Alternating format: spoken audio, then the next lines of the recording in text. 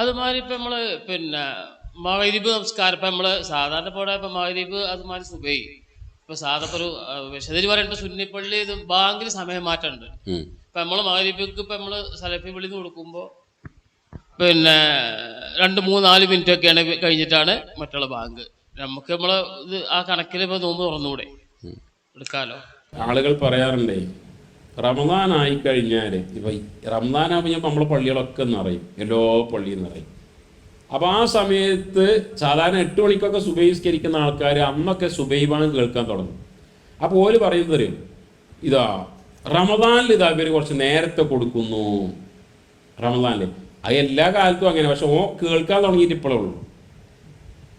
ഓ അത്താഴത്തിന് എണീക്കാൻ ഇപ്പോൾ നമ്മളെ പിന്നെ ജാമിഅൽ ഹിന്ദ് പോലുള്ള കലണ്ടറുകൾ അല്ലെങ്കിൽ നമ്മൾ ഉപയോഗിക്കുന്ന കലണ്ടർ, നമ്മൾ മാത്രമല്ല നമ്മളല്ലാത്ത പല ആളുകൾ ഉപയോഗിക്കുന്ന കലണ്ടറിനേക്കാൾ വ്യത്യസ്തമാണ്. സുബഹി ബാങ്ക് ഒരു പക്ഷേ 8 മിനിറ്റ് 10 മിനിറ്റ് നേരത്തെ കൊടുക്കും മറ്റുള്ള ആളുകൾ. അതേപോലെ തന്നെ മഗ്‌രിബ് ബാങ്ക് ഒരു 3, 4, 5 മിനിറ്റ് വൈകിട്ടേ കൊടുക്കാറുള്ളൂ.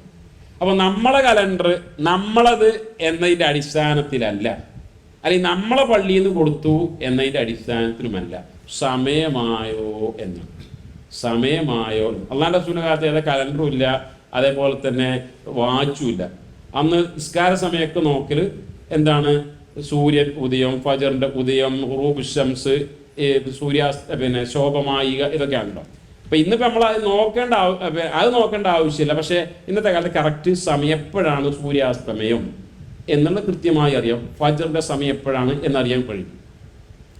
അത് നമ്മളെ കലണ്ടറാണ്, ഉപയോഗിക്കുന്ന കലണ്ടറാണ് ഇത് ശരി. എന്നാൽ ചന്ദ്രിക കലണ്ടറോ അല്ലെങ്കിൽ മറ്റുള്ള ആളുകൾ ഉപയോഗിക്കുന്ന കലണ്ടറോ അവർ തന്നെ അതിന് പറയുന്ന ന്യായം എന്തെന്ന് വെച്ചാൽ അത് ഒന്ന് സൂക്ഷ്മതയ്ക്ക് വേണ്ടിയിട്ടാണ്.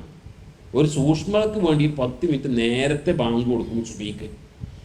ഇത്രയും വരെ നോമ്പ് നോറ്റില്ലേ, അപ്പോൾ ഒരു സൂക്ഷ്മതയ്ക്ക് ഒരു 5 മിനിറ്റ് കൂടി കഴിഞ്ഞോട്ടെ. അങ്ങനെയാണ് മഗ്‌രിബ് ഒരു 5 മിനിറ്റോ 4 മിനിറ്റോ വൈകിപ്പിക്കുന്നത്. എന്നാൽ ഇത് 2 കാരണങ്ങളാൽ അബദ്ധമാണ്. ഒന്ന്, റസൂലുള്ളാഹി സ്വല്ലല്ലാഹു അലൈഹി വസല്ലം ലാ യസാലു നാസു ബിഖൈരിൻ മാ അജ്ജലുൽ ഫിത്ർ, സമയമായി കഴിഞ്ഞാൽ പിന്നീട് നോമ്പ് തുറക്കാൻ ധൃതി കാണിക്കുന്ന കാലം അത്രയും ജനങ്ങൾ ഹൈറിലായിരിക്കും.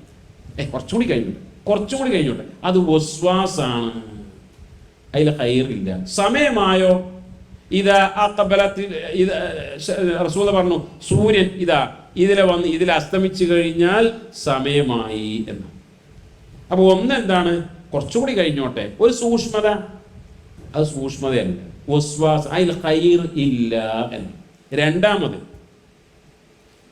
രാത്രി കാലത്ത് ഇപ്പോൾ അത്താഴത്തിനൊക്കെ എണീക്കുന്ന ഉമ്മമാര് രാത്രി നിസ്കാരമൊക്കെ നിസ്കരിച്ച് അവരൊക്കെ നിസ്കാരപ്പായിരിക്കും. എന്തിന്? ബാങ്ക് കൊടുത്തു കഴിഞ്ഞാൽ ഓടനെ എന്നിട്ട് വേണം ഉറങ്ങാൻ വിചാരിക്കും. അപ്പോൾ പലപ്പോഴും സഹോദരിമാരെപ്പോഴും ഈ ഫസ്റ്റ് ബാങ്ക് 10 മിനിറ്റ് മുമ്പുള്ള ബാങ്ക് കേട്ട് 2 റക്അത്ത് സുന്നത്തും പിന്നെ 2 സുബഹി നിസ്കരിച്ച് കഴിഞ്ഞിട്ടായിരിക്കും സമയമാകുക.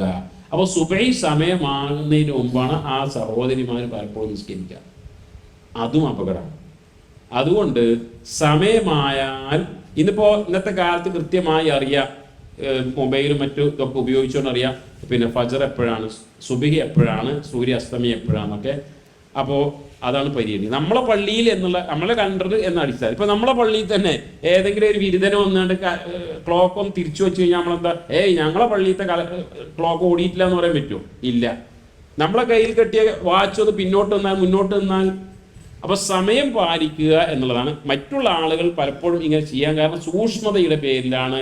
അത് സൂക്ഷ്മതയല്ല, വസ്വാസാണ് എന്നാണ് സൂചിപ്പിക്കുന്നത്.